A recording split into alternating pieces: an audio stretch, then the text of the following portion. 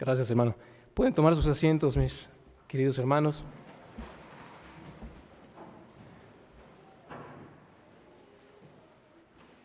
Y bueno, pues la verdad es que después de cantar estos hermosos himnos y obviamente este ambiente de gratitud, de gozo, ¿no es así? Nos gozamos con todas nuestras hermanas y hermanos que forman parte de este grupo. Y la verdad es que pues ya podría decir amén y ya sentarme, ¿no? ¿Qué más puedo decir yo después de estos cantos tan hermosos que alabamos al Señor? Y bueno, pues quisiera extenderme aquí en agradecimiento con las hermanas y los hermanos. Un agradecimiento a Angie, la hermana Angie Luján, que me extendió la invitación para estar aquí con ustedes y compartir la palabra de Dios. La verdad es que somos inadecuados para hacerlo, ¿no es así? ¿Quién es suficiente? Pablo preguntaba.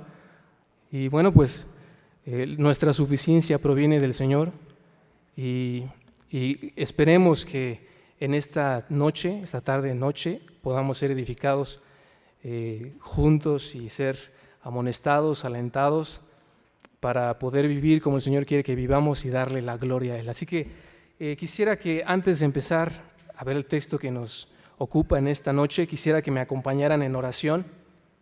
Ahora sí que qué mejor grupo para, todos los creyentes, pero particularmente aquellos que forman parte del ministerio, nos van a acompañar en oración. Vamos a orar, hermanos. Señor, te agradecemos por esta tarde, esta noche que nos regalas en tu misericordia. Como ya lo cantábamos, eres fiel, por eso te alabamos. No es por algo que nosotros hayamos hecho.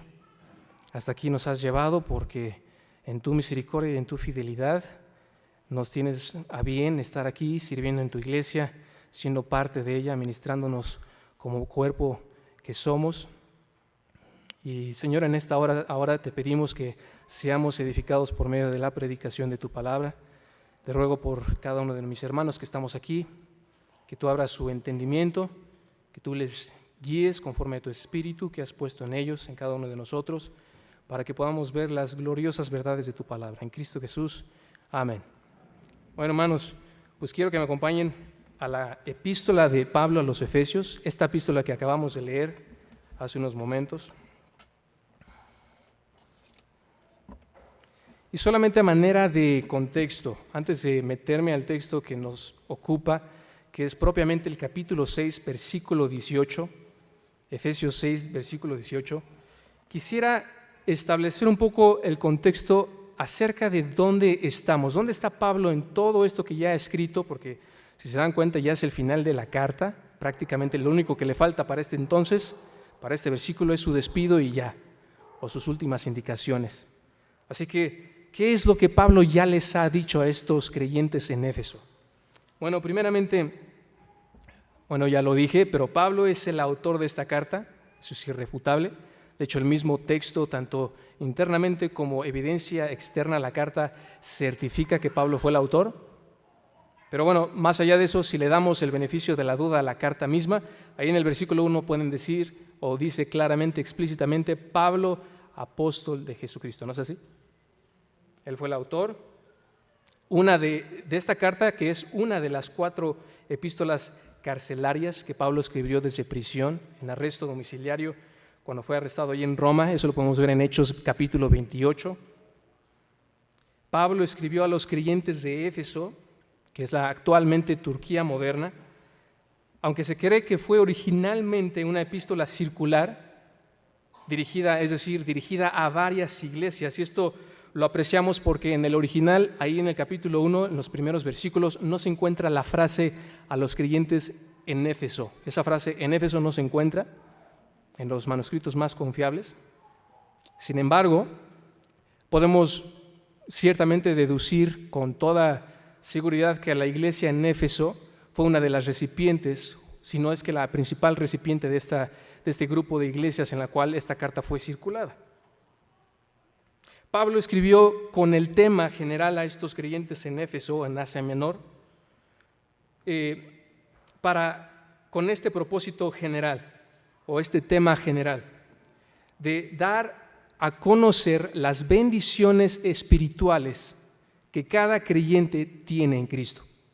Y eso lo vemos, por ejemplo, en el versículo 3 ahí en el mismo capítulo 1, que podríamos tomar como el lema o el estandarte de esta carta. Recordarán este texto, a lo mejor algunos de ustedes incluso hasta lo tienen memorizados, que dice Pablo aquí, inicia este himno de alabanza, que inicia de los versículos 3 y termina hasta el versículo 14. Este es un himno de alabanza que Pablo despliega de manera magistral, hermosa, bellamente, acerca de la salvación que todo creyente ya disfruta por su unión en Cristo. De hecho, la frase en Cristo es clave en esta carta, en Cristo. Y bueno, hermanos, más allá de eso, el versículo 3 dice: bendito sea el Dios y Padre de nuestro Señor Jesucristo, que nos bendijo con toda bendición espiritual en los lugares celestiales en Cristo. Ahí está la frase clave, ¿no? Entonces, aquí podemos ver que este es el tema. Realmente a partir de los capítulos 1 al 3, lo que hace Pablo, recuerden aquí la carta son 6 capítulos, los primeros 3 lo podemos bosquejar de esta manera para tenerlo ahí en nuestro mapa mental de esta carta. Los 3 primeros capítulos son doctrinales, ¿sí? Y aquí Pablo se detalla en darnos, se frena, se toma su tiempo para darnos toda esta lista de bendiciones espirituales con las que ya hemos sido bendecidos. La iglesia ya ha sido bendecido. Pablo detalla en los capítulos 4 al 6 la respuesta consecuente de la iglesia a esas bendiciones que ya recibieron de parte de Dios. ¿Se dan cuenta? Entonces es, primeros 3 capítulos o la primera parte de Efesios, lo que Dios ya hizo por el creyente en Cristo, y la segunda parte, capítulos 4 al 6, la respuesta consecuente del creyente al haber recibido esas bendiciones en Cristo. En esta última sección, entonces, aquí en estos versículos 10 al 20 que ya leímos, forma parte de esta parte práctica que ya mencionamos. Pablo ya mencionó la batalla espiritual del creyente en la que se encuentra y cómo puede hacerse del poder de Dios tomando la armadura que le proveyó para hacer frente de los ataques formidables del enemigo, que es un enemigo bastante inteligente, muy organizado y muy poderoso. Pero gracias a Dios que Él nos ha dado esos recursos, esas bendiciones para que podamos hacer frente a los ataques del enemigo. Sin embargo, ya llegando a este punto, ya estamos más cerca de nuestro texto, ¿se dan cuenta? Esta armadura será prácticamente inútil si el creyente no utiliza el medio potente con el cual podrá hacer uso eficaz de su armadura: la oración. La oración. Y con eso concluye Pablo.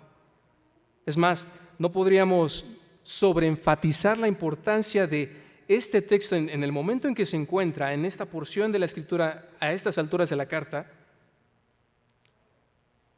que no solo esta sección de la batalla espiritual, sino toda la carta con esta exhortación a los creyentes que oren, ya que su edificación en la batalla espiritual depende de ello. Ya les dijo todas las bendiciones con las que cuenta, y entonces Pablo resume su carta diciéndoles: bueno, después de haber visto todas estas bendiciones espirituales, lo que tienen que hacer es orar para adueñarse de esas bendiciones espirituales, para forjarse la armadura espiritual, la armadura del creyente con la cual podremos hacer frente a los ataques del enemigo.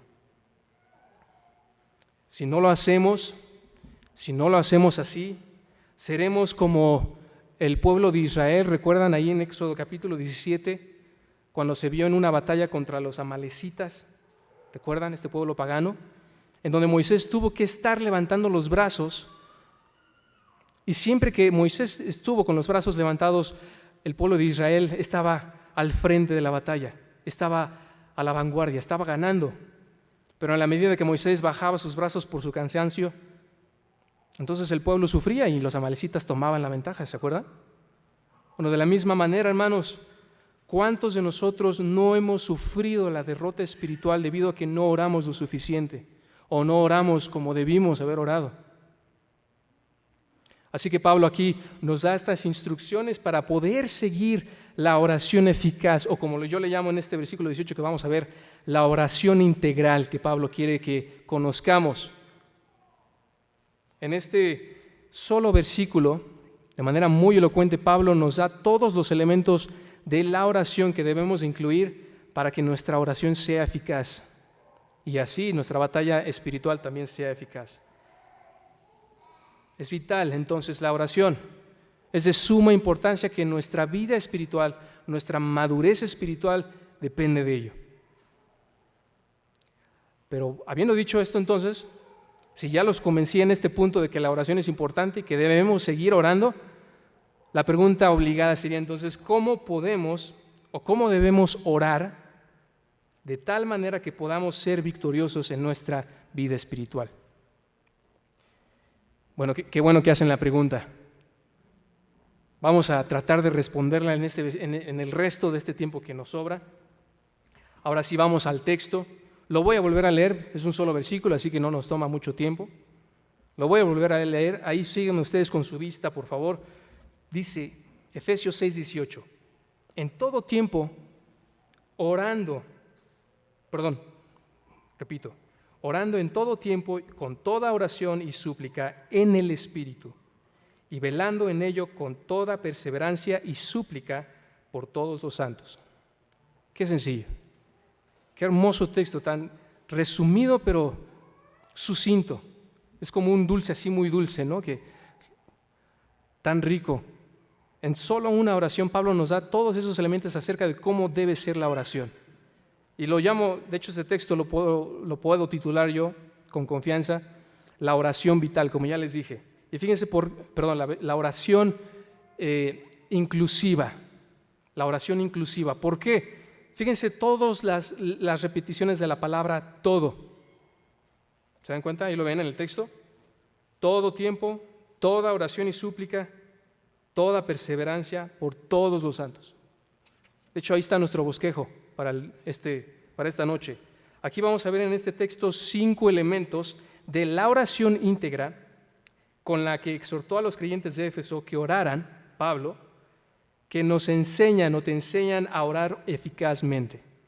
Vamos a ver 5 elementos de la oración íntegra que te enseñan a orar eficazmente. Vamos a ver en primer lugar la diversidad de la oración, en segundo lugar la duración de la oración, en tercer lugar el delegado de la oración, la disposición de la oración y por último los destinatarios de la oración. 5 Ds para su fácil memorización, si es que no están apuntando, pero si no, no pasa nada, no va a haber examen después, hermanos, así que no se preocupen. Bueno, ya si los pastores aquí les quieren hacer examen, pues ya será de ellos, pero yo no les voy a hacer examen, hermanos. Pero 5 Ds, la diversidad, la duración, delegado, la disposición y los destinatarios de la oración. Así que vamos a entrarnos de lleno, hermanos. Vamos a ver el primer elemento, la diversidad de la oración. Fíjense ahí. En el original, solo quiero hacer una anotación porque a lo mejor algunos de ustedes se están preguntando, bueno, ¿por qué empezó con la diversidad y no la duración? Porque ahí dice orando en todo tiempo, ¿no? Bueno, qué bueno que preguntaron también.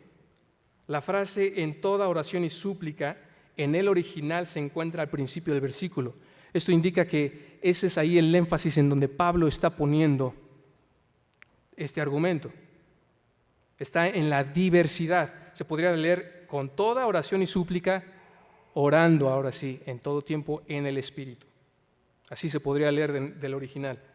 Ahora la palabra, habiendo hecho esa aclaración, por eso es que voy a seguir ese orden, digamos, voy a empezar con la diversidad y después la duración, ¿sí? Así que nada más, sáltense esa pequeña frase al principio, orando en todo tiempo, ahorita vamos a llegar ahí. La palabra súplica, véanlo ahí, en el original, si es la palabra súplica, que ahí lo tienen en sus Biblias, súplica, perdóname, ya me estoy saltando otro versículo, ahí sí es mía, eso no fue de los escritos originales. Eso fue mi culpa. La palabra que se traduce aquí como oración es la palabra en el original para referirse a la oración de Dios. Es decir, esta palabra es exclusiva, siempre que se usa en el Nuevo Testamento, para referirse a la oración a Dios. en todo el Nuevo Testamento. Y se refiere prácticamente a una oración general, todo tipo de oración. De hecho, la palabra todo que le antecede se podría traducir todo o cada o cualquier oración. La palabra súplica que la acompaña, en el original se podría traducir necesidad. Bueno, originalmente se traducía o significaba en el griego, no en el Nuevo Testamento, sino en el griego clásico, significaba originalmente necesidad o falta, ausencia. De ahí que en el Nuevo Testamento vino a significar una petición, una búsqueda, una ausencia, y vino a estar tan relacionado con la oración que simplemente es un tipo de oración general. En otras palabras, la súplica son las peticiones particulares, las oraciones específicas por las cuales los creyentes podemos orar. Entonces, ¿qué es lo que está diciendo aquí Pablo? Bueno, el énfasis de Pablo es que los creyentes oraran con todo tipo de oraciones. Esa es la idea, ese es el énfasis de Pablo en esta primera frase. Vean ahí, vayan a Primero de Reyes, acompáñenme por un momento en el libro de Primero de Reyes, capítulo 8. Primero de Reyes, capítulo 8, versículo 52.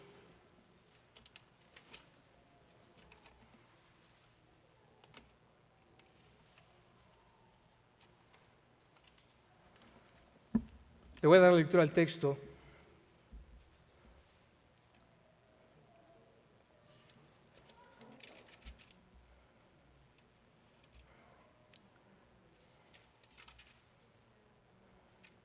Obviamente aquí el contexto es, recuerdan, que Salomón ya está llevando el arca al templo, ya el templo fue construido.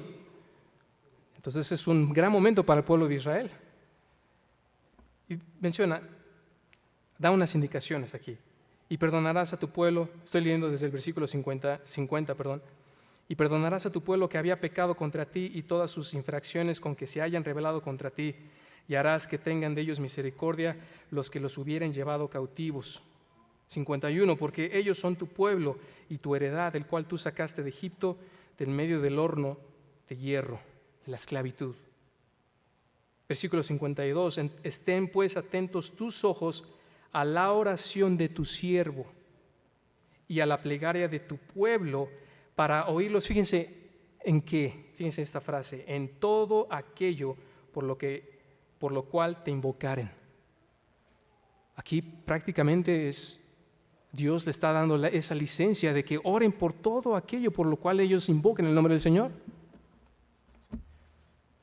Haciendo eco de estas palabras, también acompáñenme ahí, por ejemplo, en 1 Timoteo capítulo 2.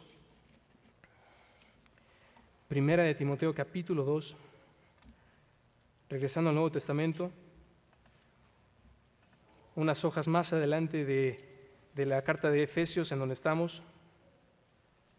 Recuerdan ahí Pablo dando instrucciones a la iglesia, bueno, a Timoteo, principalmente, pero Timoteo debía de dar estas instrucciones a la iglesia en Éfeso, a la cual pastoreaba, y da instrucciones acerca del culto, y fíjense cómo dice, exhorto ante todo que se hagan rogativas por todos los hombres, rogativas, oraciones, peticiones y acciones de gracias por todos los hombres.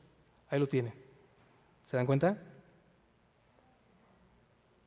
De manera que no hay limitación, hay una gran variedad que el creyente tiene a su disposición para orar a Dios, para orar la oración a Dios.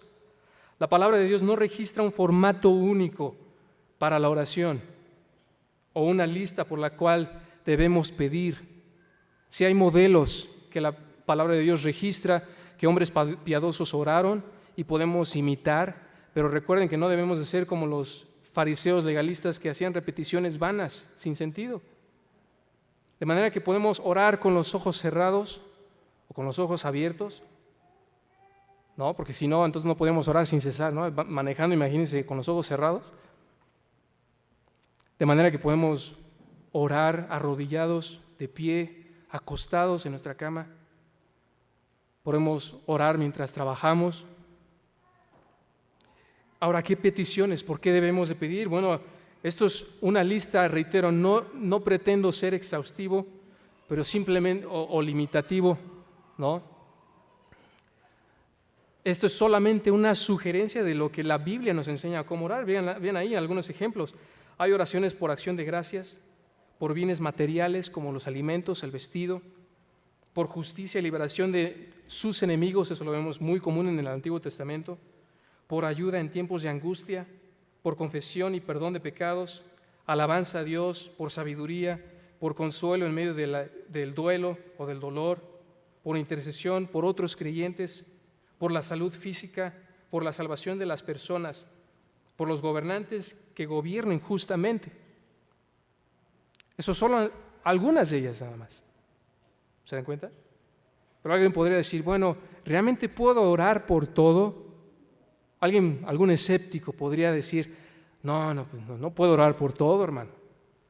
No puedo orar por mi equipo favorito que gane. Bueno, pues si va conforme a la voluntad del Señor, ya tú podrás responder esa pregunta. Pero solo para que vean la respuesta que la Biblia nos enseña acerca de eso. Vayan a 1 de Juan, capítulo 5, versículo 15.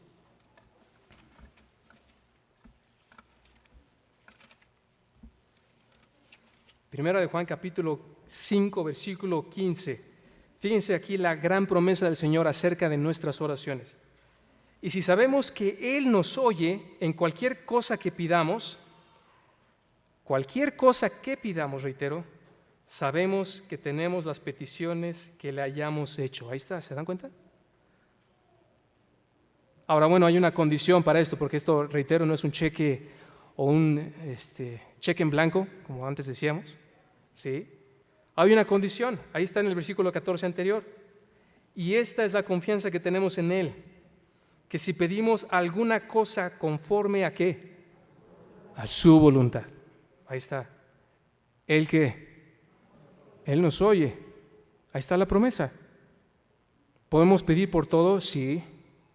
La única condición es de que todo eso por lo que le estemos pidiendo sea conforme a su voluntad, y entonces tenemos esa gran promesa sin lugar a dudas, confiando sin dudar, como Santiago dice, podemos pedir. No recibimos, Santiago dice, ¿porque qué? Porque no pedimos, ¿no? Bueno, hermanos, ese fue el primer punto. El primer punto, la diversidad o la variedad de la oración. Segundo, la duración de la oración. La duración de la oración. Ahora sí, orando. Este es un participio que podría entenderse como un imperativo. Aquí Pablo nos está exhortando a que oremos. Y no solamente eso, sino que es un presente que indica en el griego más que el tiempo de cuándo debemos orar, refleja la calidad. Es decir, debemos orar continuamente. Podríamos traducirlo así, orando continuamente. Y eso es reforzado por la siguiente frase, en todo tiempo. ¿Se dan cuenta? En todo tiempo. La frase en todo tiempo no se refiere, primero vamos a ver lo que no se refiere a un tiempo cronológico, sino a un periodo o temporada de tiempo definido o caracterizado. Es decir, podríamos incluso traducirlo como un momento, cualquiera que sea un momento. Si puede ser, por ejemplo, un momento de aflicción o un momento de gozo, de regocijo. A lo mejor el Señor respondió una oración como nosotros queríamos que fuera respondida y el Señor lo respondió así, entonces nosotros estallamos en gratitud, con gozo, con alegría. ¿Sí? Puede ser que a lo mejor recibimos una noticia en particular de algún hermano que está pasando por una prueba y respondemos obviamente también doliéndonos con él y oramos con él. Todos esos son momentos, cualquiera que sean los momentos. Reitero, eso también aplica en el sentido de no solamente pueden ser oraciones públicas, como cuando venimos aquí como iglesia a adorarle y a orar unos por otros, puede ser también en privado. Sí, puede ser que también estés manejando o no, lo cual, reitero, eso significa que entonces que no necesariamente significa que para orar tengamos que hacer largas oraciones. Simplemente puede decir, Señor, cuando estás en medio del tráfico, en una situación de complicada en medio del tráfico, Señor, ayúdame, ¿no? Así de rápido.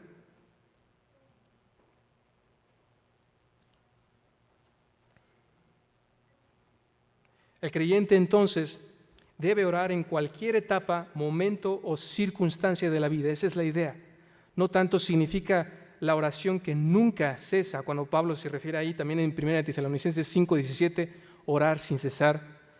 No necesariamente significa la oración que nunca frena o cesa, sino más bien, como un autor lo dijo, la oración sin cesar o que nunca deja de existir es simplemente una actitud de continua conciencia de la presencia de Dios en nuestras vidas. ¿Se dan cuenta? Reitero, de manera que cuando amanece un nuevo día, nos despertamos en la mañana, vemos el sol por las mañanas y le agradecemos al Señor por su misericordia nueva, que son nuevas cada mañana, ¿no es así? O cuando recibimos ese aumento de sueldo esperado, si estábamos sufriendo de necesidades económicas, brotamos también con gratitud.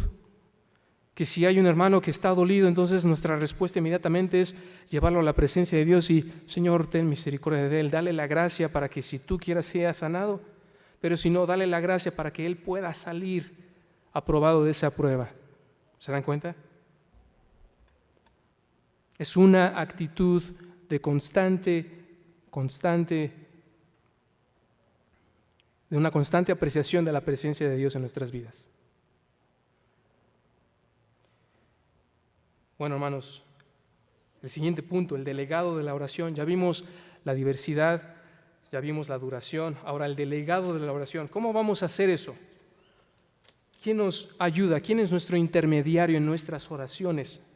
Gracias a Dios que no estamos solos, porque aun cuando no sabemos qué pedir, el Espíritu de Dios, ¿no es así?, nos ayuda en nuestras debilidades.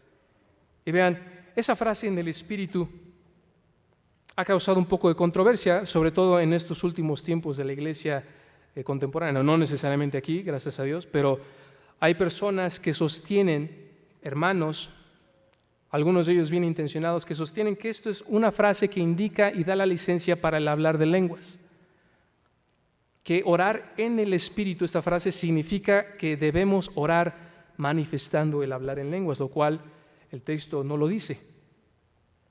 La única manera en que esto puede significar eso es imponiendo ese significado en el texto, porque el texto no lo dice. Pero entonces la pregunta es, entonces, ¿qué sí significa? Bueno, el mismo contexto, esto es para una pequeña clase de hermenéutica, de cómo interpretar la Biblia. El significado de una frase o de una palabra, siempre, hermanos, lo que rige ese significado es el contexto inmediato. Como mis profesores de seminario nos decían, contexto, estas son las 3 claves para interpretar correctamente la palabra de Dios. Contexto, contexto, contexto. ¿Sí? Y bueno, en este caso no es la exclusión, vean ahí, el contexto inmediato es el versículo 17, ahí arriba, regresando ya en Efesios capítulo 6, versículo 17. Y tomad el yelmo de la salvación y la espada del Espíritu, que es ¿qué? Que es la palabra de Dios.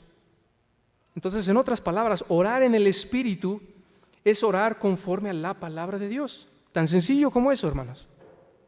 Orar conforme a la palabra de Dios que fue inspirada por ese Espíritu de Dios. ¿Se dan cuenta? Es simplemente otra manera de decir lo que 1 de Juan 5:14 dice, que ya lo leímos, ¿recuerdan? Que siempre y cuando pidamos conforme a su voluntad, es la misma expresión. ¿Se dan cuenta? ¿Cómo vamos a saber cuál es la voluntad de Dios? Orando en su palabra. Los puritanos eran fervorosos en la oración, esa época del cristianismo. Si pueden leer a los puritanos, hermanos, son una joya de teólogos y eran hombres de oración. Y ellos decían que en el orar debemos orar las Escrituras, arrestar a Dios en nuestras palabras de oración conforme a lo que Él ya ha dicho. Señor, tú dijiste que harías esto, tú lo prometiste, ahora cúmplelo, así decían. ¿Se dan cuenta? Ahora, eso no significa torcerle la mano a Dios, simplemente significa que nos acoplamos a su voluntad implica una sumisión, ¿no es así, hermanos? Una actitud de humildad al llegar al trono de gracia y decirle, Señor, yo no soy quien para acercarme a ti y pedirte, pero lo hago porque así tú lo demandas, tú lo pides. Y si tú lo has dicho así, tú lo has prometido, hermano, tú lo has prometido, oh Dios. Debemos orar entonces de acuerdo a la voluntad de Dios y para ello debemos conocer su voluntad que se encuentra en su palabra. Así de sencillo, hermanos. ¿No sabes qué pedir? Lee la Biblia, ¿no? Ahí ya te vas a empezar a expandir tu, digámoslo así, tu repertorio de oraciones. Puedes incluso emular algunas oraciones de los santos del Antiguo Testamento. Los salmos es un repertorio, sin lugar a duda, no solamente de cánticos, de alabanza, sino también oraciones a Dios. Ahí tenemos confesiones, alabanzas de gozo, de gratitud, simplemente de adoración y alabanza a Dios, simplemente para exaltar las grandezas inescrutables de nuestro gran Dios. Siguiente punto, hermanos, la disposición de la oración. La disposición de la oración. Es decir, ¿cuál debe ser nuestra actitud? ¿Cuál es la actitud de la oración? Bueno, ya vimos el tiempo, ya vimos la diversidad, ya vimos nuestro delegado o nuestro intermediario en nuestras oraciones. ¿Cuál debe ser nuestra actitud? Ténganlo ahí. Y velando. Literalmente, no dormir o desvelarse. En este contexto se utiliza de una manera figurada, ¿sí? Que significa vigilar o estar vigilante. Esa es la idea. O estar alerta. Obviamente, para hacer eso debemos poner nuestros ojos atentos. En especial, y fíjense en esto, esa alerta o ese estado de alerta siempre está acompañado en un contexto a la luz de la segunda venida de nuestro Señor Jesucristo. Qué hermoso es esto. Eso lo vemos, por ejemplo, en Lucas 21:36, no lo veremos, lo pueden apuntar ahí por el tiempo, pero esa es la idea. Hermanos, algo que te puede mantener alerta es estar consciente que el Señor puede venir en cualquier momento. La inminencia de la venida del Señor Jesús es un gran motivador para que nosotros oremos fervientemente y constantemente. ¿Cómo? Con toda perseverancia. Ese estado de vigilancia debe ser con toda perseverancia. La única vez que ocurre esta palabra en la Biblia, y particularmente en el Nuevo Testamento, se refiere a la continuidad o constancia. ¿Sí? Pablo aquí está entonces exhortando a los creyentes a que sus oraciones se hicieran con una actitud de alerta y siendo constantes e incluso persistentes en esas oraciones, hermanos. ¿Cuántos de nosotros desfallecemos, no es así? Levantamos una oración y una petición en particular muy específica y solo oramos esa única vez y lo dejamos. Lo ponemos en el saco roto de nuestras oraciones, ¿no? Pero no es así como el Señor quiere que oremos. El Señor quiere que seamos persistentes, que seamos inoportunos, que seamos audaces incluso en acercarnos insistentemente y tocando a la puerta para que nos abra el Señor y estemos acercados al trono de gracia. Inoportunos. Ahora, ¿no me creen? Bueno, vamos a ver a dos textos. Vayan a dos textos, vamos a ver rápidamente. Lucas 11, versículos 5 al 13.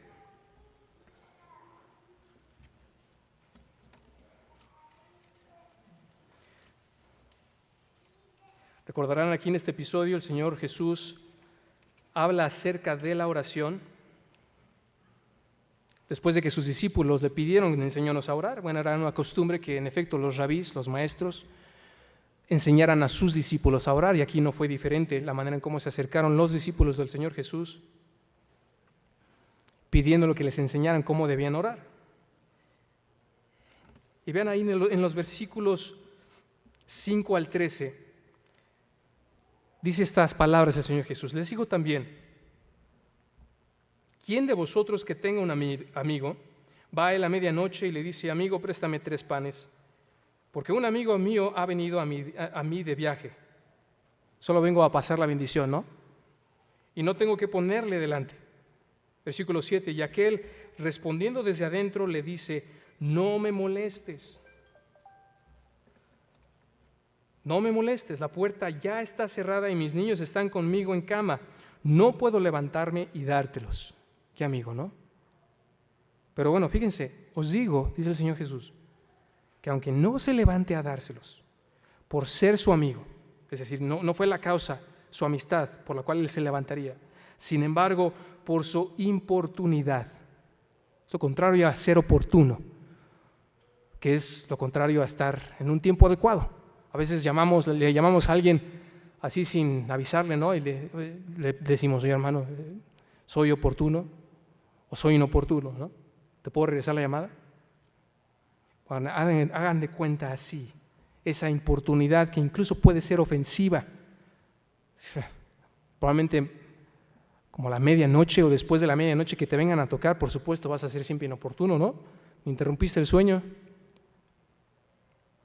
Pero fíjense, se levantará y le dará todo lo que necesite, versículo 8. Y yo os digo, pedid y se os dará, buscad y hallaréis, llamad y se os abrirá.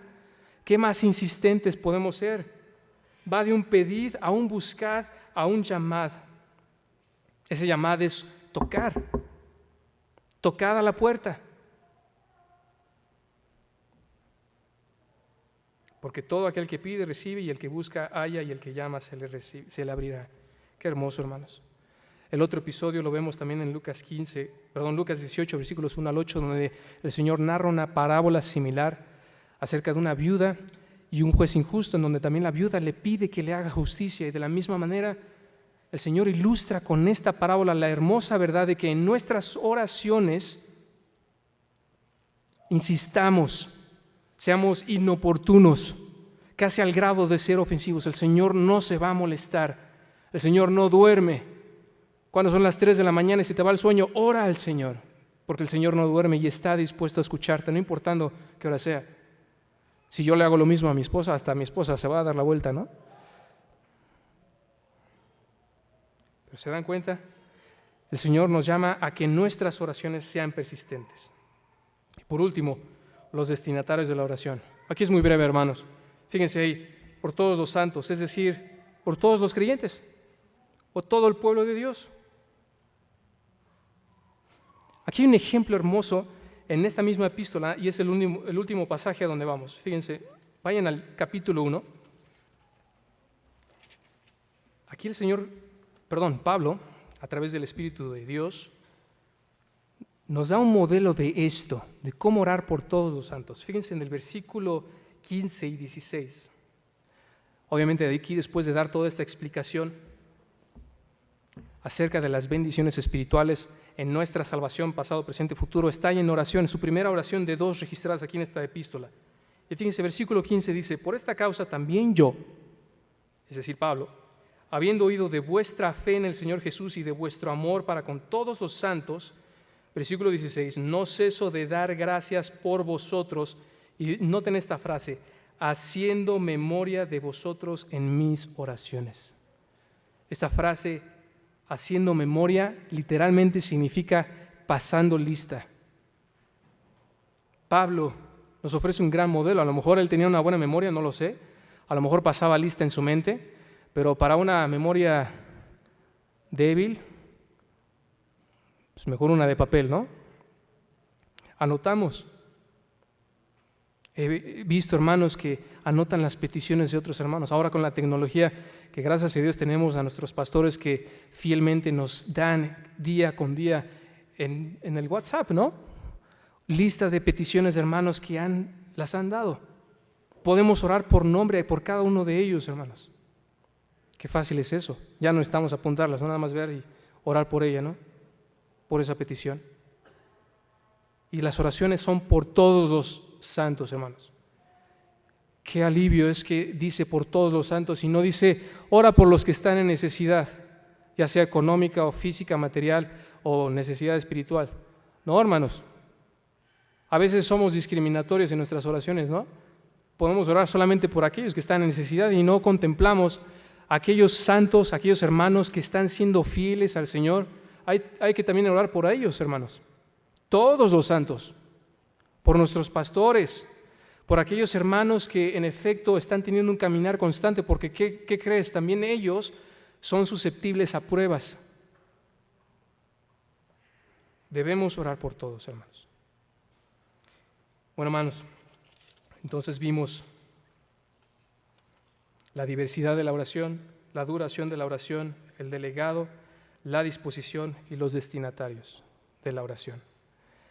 Oramos para que el Señor nos enseñe a orar de esta manera, que seamos inclusivos en nuestras oraciones. En todo momento, en todo tiempo, cualquier petición, que seamos persistentes en ello. ¿Sí? Y por todos los santos. Vamos a orar, hermanos. Señor, te damos gracias por esta noche, este hermoso texto que nos has dado, para que sepamos cómo orar conforme a tu voluntad, Señor, y rogamos que nos hagas hombres y mujeres de oración. Te pido por este grupo en particular, este ministerio que ha surgido y que tú has en tu providencia permitido que surja, para que todos los santos estemos involucrados en esta empresa de la oración que es tan hermosa, Señor. Ayúdanos a entender la importancia de esto y que nuestras vidas y las vidas espirituales de nuestros hermanos muchas veces dependen de esas oraciones que hacemos por ellos. Te damos gracias porque en tu fidelidad también tú has prometido responder nuestras oraciones, no conforme a nuestros deseos, pero confiamos que tú responderás, porque eso al final del día te traerá la mayor gloria. Gracias, Señor, por esto, y te alabamos en el nombre de nuestro Señor Jesucristo. Amén. Dios les bendiga.